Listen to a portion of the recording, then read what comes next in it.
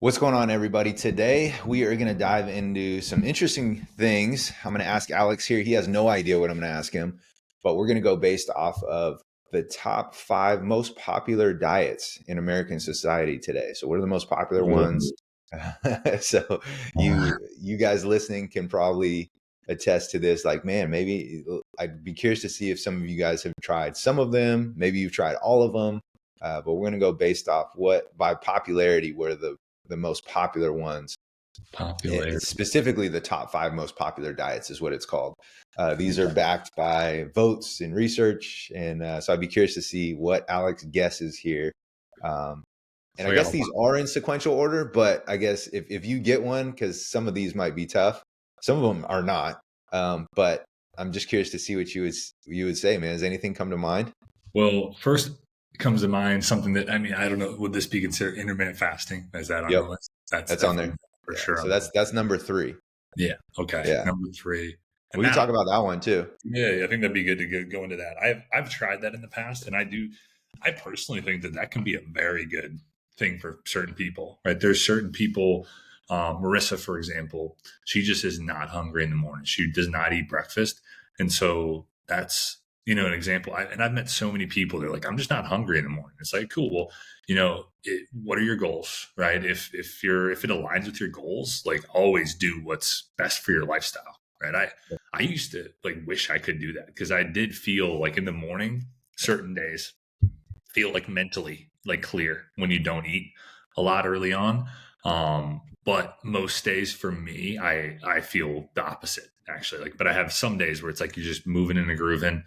When I've tried it in the past, but for the most part, I'm somebody who just needs to fuel my body, right? And so I think this is one of those that is not even really too much of a diet, so to speak. That's why I even questioned if it was going to be on the list. It's more or less like, if that works for you and it fits within your lifestyle and you're not hungry in the morning. Now, if you are hungry in the morning, or if you get a morning workout in, especially, I would always recommend that somebody, at least after your workout, is eating a good solid meal, right? You're going to get the most benefits of it. You're going to be able to recover better.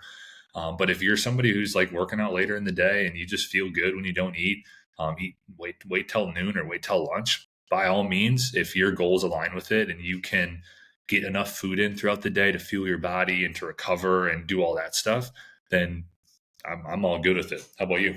Yeah, and intermittent fasting, just so we're clear too, so people understand, it's if you're not too familiar with it, or you've never done it, or you've heard it but you don't understand what it is, it's just time restricted eating. That's all it is. You're giving yourself a window to eat. So, for example, a popular one is 16/8, right? That's the one I've tried. I've done that one for a while, and experimented with that in the past. I don't currently do it, but I also use it as a tool with some of my clients who do need it. I use it in place where 16/8, meaning like 16 hours you're going to fast, 8 hours is your eating window. So you got to eat within 8 hours, right? So what it does is it forces you to eat in a smaller time frame, hence the time restricted eating, which helps you to avoid overeating. So when you give yourself a shut off, especially with clients that like they struggle with like late night snacks and stuff like that, I'm like, cool, your eating window is done at 7 p.m. Or like, well, we'll decide together based on their schedule, right? So they have a cutoff. And so now they're just not like mindlessly walking through the kitchen, looking to snack on things. And because they know mentally, like, okay, my shut off window is at this time. Any food that I eat has to be well within this window. And so from that perspective, I think it helps a lot. Also, what you were saying is like the mental clarity. If you train, I train personally in the morning fasted because I train early. So I don't need to, I'm using plenty of stored up glycogen and carbohydrate from the dinner before and the day before. Like I have plenty. So for me personally, I just like and enjoy training without food in the morning. And so that took some getting used to, where I used to like traditionally train in the afternoon and I'd like to have much more fuel and stuff in me. But again, this is a case by case scenario. But yeah, intermittent fasting, that's a popular one, man. What else? What else is on your list? Keto's got to be on the list. Keto's on there. Yeah. So keto's on there. It has low carb / keto. So we're just going to call that the same one. That's actually number 2. So number 2. I figured that was probably really high. That's such a popular one. Yeah. And I have mixed feelings on this. I think that it's beneficial for people that are diabetic. Yeah. Right? Like it can be very beneficial to control your carbs if you're diabetic. But I do think, especially with somebody who does resistance training and does like high intensity exercise and stuff like that, it can be just terrible for that Yeah. that person. They're not going to be recovering. Carbs help us recover, fuels our workouts.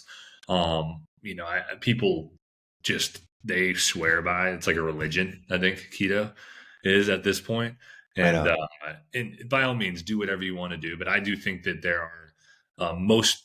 I shouldn't say most, but there's a lot of people that do keto that have no business doing keto. They lose a ton of weight because they're limiting carbs. Carbs are where water, attaches to. So like you're really losing a lot of water weight.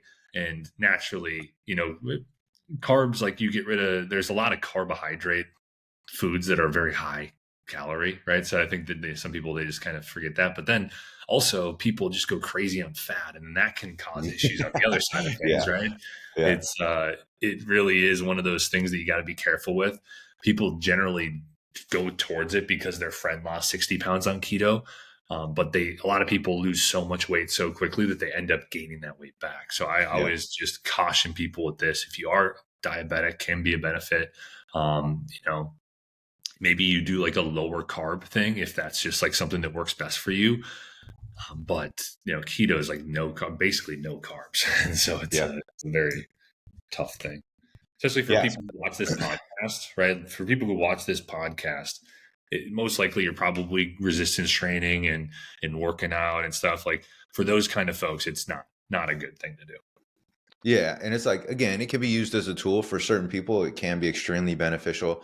I think the reason it is so popular and it's number two is because, to your point, you see weight loss or the scale move really fast right away.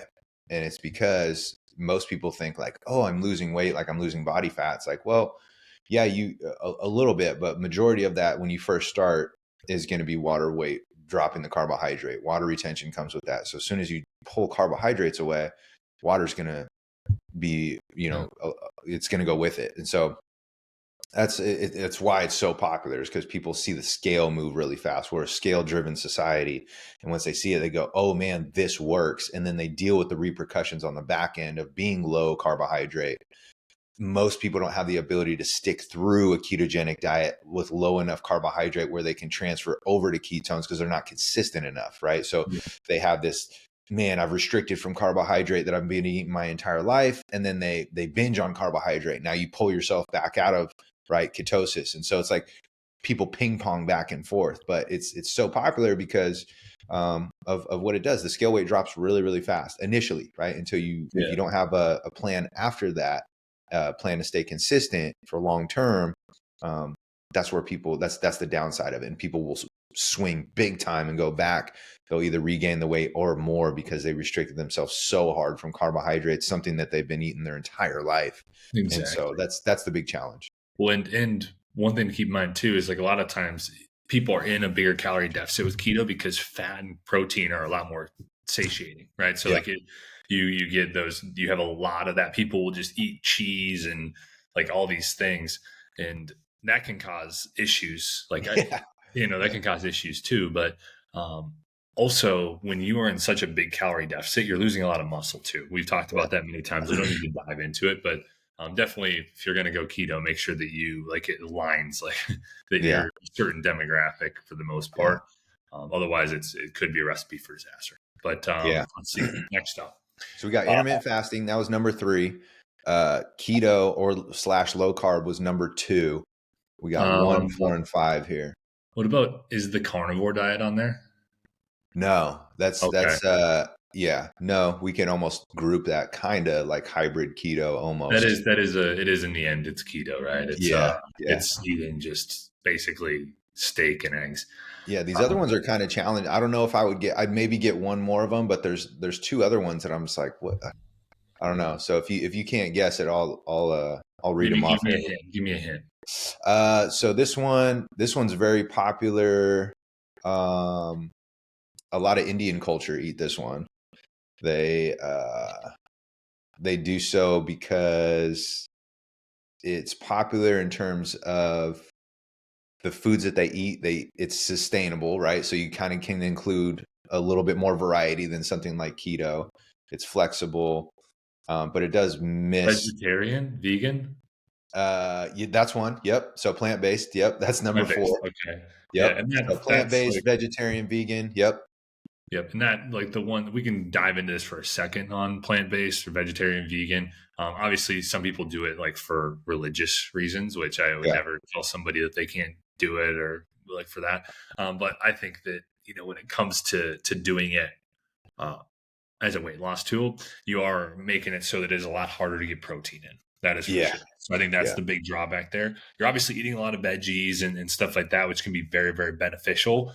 But when it comes to getting adequate protein in to help with muscle building or fat loss and stuff like that, staying fuller for longer, it can be a little bit more difficult. That's kind of my 2 cents Yeah, on that. protein and B12 are tough to get in on a plant-based Yeah. diet. So like if you are doing a plant-based diet, I'd recommend getting your panels done every so often just to make sure, kind of just check your blood markers and see where you're at if you really choose to go that route. Because like Alex said, it is I mean, you're limited to like pea protein, which is a higher quality protein if you're going to go that route. One of the highest that you can do given your options and your circumstances. Tofu, like you Yeah. just get really, lentils, I know, is another one. You just get really limited on what you can do because you're now stripping away the meat protein, which also comes with a lot of the vitamins, Yeah. micronutrients that you're going to be missing out on, like not just the protein. So that one's always a tough one. But again, it has a place for, based on the specific person, I guess, and their beliefs more so than anything. I know that's a popular one. Uh, Yeah. And but that's yeah, actually what you mentioned too is keto. Like you're not getting some of the nutrients that you need to from that. So exactly. So that was another thing that I just thought about there as well. yeah, anytime you do like some of these extremes, it's like they're so popular is because they see results fast. But I think what people fail to see is beyond the fast results, is this something that you can sustain for long term? And if the answer is no, you've probably either tried one of these or somebody who's tried one and has hopefully has been successful, but unfortunately has either rebounded or gained some of the weight back or even gained more. And then the very few that actually stick it out, then it's like, oh, okay, this actually worked for them. But I would say that's definitely like the minority. That's not like again, so I look at these things as like tools, temporary tools.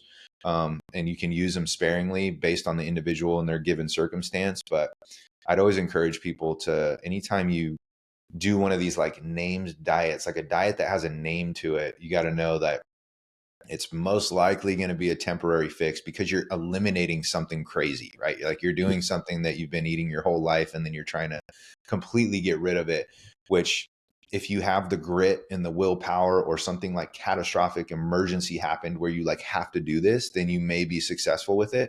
Um, However, your ability to sustain the results is going to be really challenging because you're just completely eliminating a huge group in here and with any of these that you do really. So, um, Exactly. No, yeah. I So agree. we got plant-based, vegan, vegetarian. That's number 4. You said intermittent fasting is number 3. Low carb keto is number 2. So we need number 1 What and about number 5. what about Mediterranean? Mediterranean's on there. So Mediterranean is number 1 actually, Number which is one. kind of crazy. Yeah. Yeah. Yeah. Mediterranean is number 1. I don't know a ton about. I just know it's very popular. It can. I think it's a pretty decent way of eating, if I'm not mistaken. It's not Like too bad because think of like vegetarian almost, but then you include like eggs and you can do some poultry, I think, and yeah, fish. Like you can do fish. those things. Yeah, Yeah. like it's a. So I think it's actually like if it's a pretty clean way of eating. Yeah, I don't have any gripes on that. I think that's not a bad way to go about life if it works for you, right? It's the same Yeah. thing with anything, right? And that's not really much of a diet as opposed to like just your eating. You are like maybe eliminating certain things, but I think for the most part you're pretty good. You're getting like different food groups and you have options at least. Whereas like a lot of these things, it's like eliminating like whole food groups and whole Yeah. things like that. At least Mediterranean, I'm happy to see that's one because that's not eliminating like tons and tons of food groups by any means. No, yeah. It's more balanced than the other ones we were talking about, right? You're going to be lower in like red and processed meats, like things like that, added sugars, refined sugars. And what it does, it helps you like eliminate the processed crap is really Yeah. what it does, right? So when you eliminate that, and you look at more of like whole food options, you can have the dairy stuff. It's a little bit it's in moderation with the dairy, Yep. some poultry, some eggs, fish. So you're getting higher qualities of protein now. Whereas like some of those other ones we talked about, it's just like it's very challenging to get the protein in. But this one, obviously, vegetables, like you're having a more well-rounded and balanced approach versus like very hardcore eliminating some categories here. So yeah, I There's think red that's why it's wine. number one. Red wine too is on the thing. It says Yeah. moderate. Yeah. Yeah. You Yeah. know, it's So like, it's good. You know, you got to yeah. have a little red wine here and there. Yeah. That's one, and then there's one more on here. So There's that is one more, and honestly, I don't know if you'll get this because it like threw me for a loop. Like I don't, and well, it's maybe called just the. Go ahead. you got any hints that would maybe lead me towards it? I don't, dude. I honestly haven't heard of it. Just give it Uh, to us, man. What it's do we called get? the Dash diet. Have you heard that? That's I've never heard of that. Let's see what. It's an acronym. So dietary approaches to stop hypertension is what it's called. So Oh wow. basically, lowers blood pressure. Um, I guess it's a popular one that doctors recommend for the blood pressure, but I don't. To be Okay. honest, I don't know what it is. It's supposed to Yeah. reduce cardiovascular disease. It looks Um, like it's what I'm seeing here is almost some sort of variation of the Mediterranean diet. One thing that I okay. see pop up is the Mediterranean Dash Diet Cookbook, and it Okay. talks about vegetables, fruits, whole grains, low fat dairy, lean proteins, nuts and seeds, beans. So it's pretty It almost you sounds know, like Whole 30 kind of. yeah, It's kind like, of like a whole, yeah, dash diet. Yeah, there's like it is. There's certain foods that you can eat, right? There's like a foods list. So yeah, it is kind of almost like it looks like it's in the same format as a Whole 30. So, and obviously Whole 30 is it's I think in a short spurt it can be beneficial, but I think long term, like not eating any moderation of foods that you enjoy and having desserts and certain things and mixing in like a glass of wine if that's what you like doing. I think that that starts to come to sustainability, which is what happens with a lot of these things, right? Is like mhm, if you're not incorporating what you love on a regular basis, then you're going to run into some problems at some point, generally yeah, speaking, for most people. Now some people, they just that's what they do. They just eat clean and they don't eat anything, and cool. If that works for you, awesome. For me, I want to enjoy life a little bit more than that, and like make sure that I am having like pizza and dessert and wine and stuff like that. That's gonna like it enhances life a little bit. Now, yeah, obviously, don't go crazy on it, but enjoy it. Enjoy yourself. Like that's what we kind of talk about on this podcast. Is like it's about incorporating it to your lifestyle. It's about making it so that we can do this forever. And maybe take a variation of one of these things, right? Make it your own. Eat clean. That's why we talk about 80-20 all the time, is like have stuff that you eat whole foods 80% of the time, then 20% eat whatever the hell you want to eat, right? Enjoy yourself. It's going to make it so that you can do this for life, which is the end. Like we focus so much in these small increments of time for like, oh, the next month or 3 months or 6 months, but we don't a lot of time like spread that horizon out and just think about what this looks like over the course of 20, 30, 40, 50 years, right? And yeah. if we're doing it in that way and with that thought in mind, we're going to be a lot more successful. Yeah, amen, dude. So it's sustainability. If you have the long-term approach, the long-term mindset, yes, you can use these things intermittently and like plug them in here and there. However, I'm always going to encourage people to do something that's going to satisfy them for the long term. If you can have that long-term horizon approach and use these as like tools in your tool belt for like temporary, um, you know, things to get you over, maybe break through a plateau or get you over the hump a little bit, like these can absolutely be beneficial. It's why they're popular. But I would encourage people not to necessarily look at them as like an end all be all sort of thing. And so if you've tried some of these, maybe you've tried all of them, maybe you tried the Dash and the other four, options here that we went through. Alex did a really good job. There's some on there that again I didn't even know. So I would have been right there with you, dude. I would have got the other ones just like you did. Impressive to know that those are very popular and that they can be used as tools intermittently, like we talked about. So hopefully it was beneficial for people. If you liked it, hopefully share it with a friend. We're on all platforms: Spotify, YouTube, Apple, all that good stuff. And if you found this helpful, hopefully you can share it with somebody. Maybe they've tried some of these diets. Maybe you tried some of them. Maybe you've had success with them. We'd love to know and hear from you guys. As always, share it with a friend that you know, like, and love, and we will catch you guys on the next one.